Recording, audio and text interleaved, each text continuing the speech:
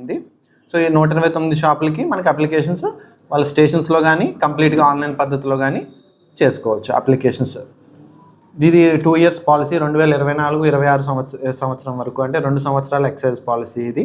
దీనికి సంబంధించి as side 2 లక్షల నాన్ రిఫండబుల్ రిజిస్ట్రేషన్తో పాటు సెలెక్ట్ అయిన క్యాండిడేట్స్ ఎవరైతే అప్లికెంట్స్ సక్సెస్ఫుల్గా లాటరీలో అప్లికెంట్స్ ఉంటారో వాళ్ళు జనాభా ఆధారితంగా 2 స్లాబ్స్ మనకి, అంటే మన జిల్లాకు రెండు స్లాబ్స్ 55 లక్షలు 65 లక్షలు. 50,000 జనాభా కన్నా తక్కువ ఉన్న మండలాల్లో 55 లక్షల రూపాయలు, దాన్ని RET అంటారు, రిటైల్ ఎక్సైజ్ ట్యాక్స్ అంటారు. యాజ్ వెల్ యాజ్ 50,000 కన్నా ఎక్కువ ఉన్న జనాభా, 5 లక్షల కన్నా తక్కువ ఉన్న జనాభా స్లాబ్లో 65 లక్షలు రిటైల్ ఎక్సైజ్ ట్యాక్స్ని నిర్ణయించడం జరిగింది. సో మన జిల్లాలో కార్పొరేషన్స్, మున్సిపల్ కార్పొరేషన్స్ లేవు కాబట్టి మనకున్న మున్సిపాలిటీస్, నగర పంచాయతీస్ అండ్ మండల్స్ దాని జనాభా ఆధారితంగా 2 స్లాబ్స్ 55 లక్షలు అండ్ 65 లక్షల స్లాబ్స్ ఉన్నాయి.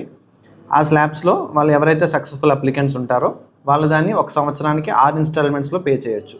ఇన్స్టాల్మెంట్స్ కూడా ఏ డేట్స్లో ఆ రోజు సక్సెస్ఫుల్ అప్లికెంట్ ఆ రోజే 1/6 ఆఫ్ ద అమౌంట్ పే చేయాలి.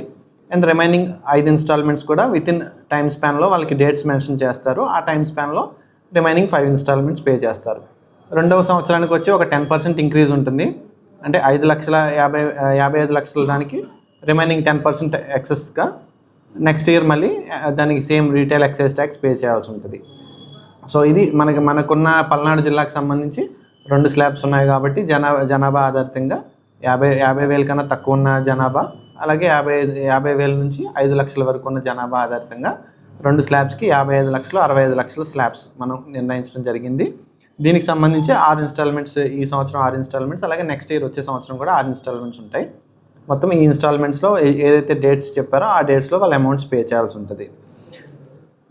ఈ ఎక్సైజ్ స్టేషన్స్ కూడా దరఖాస్తు చేసుకోవడానికి అందరూ ఎక్సైజ్ స్టేషన్స్కి వెళ్ళి చేసుకోవచ్చు. ఆఫ్లైన్లో అయితే ఆన్లైన్ పద్ధతిలో కూడా చేసుకోవచ్చు పూర్తిగా.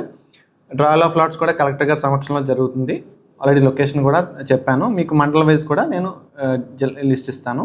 సో అప్లికెంట్స్ ఎవరైతే ఇంట్రెస్ట్ ఉన్నారో వాళ్ళు ముందుగానే అప్లై చేసుకోవాల్సిందిగా కోరుతున్నాను. ఎందుకంటే మళ్ళీ లాస్ట్ మూమెంట్లో రష్ ఎక్కువ ఉండి లాస్ట్ మూమెంట్లో ఈవినింగ్ 5 PM తర్వాత వచ్చి అప్లికేషన్ స్వీకరించబడవు కాబట్టి 9వ తారీఖు ఈవినింగ్ 5 గంటల లోపే కాబట్టి ముందుగానే వాళ్ళు దరఖాస్తు చేసుకోవాల్సిందిగా అందరికీ కోరుతున్నాము.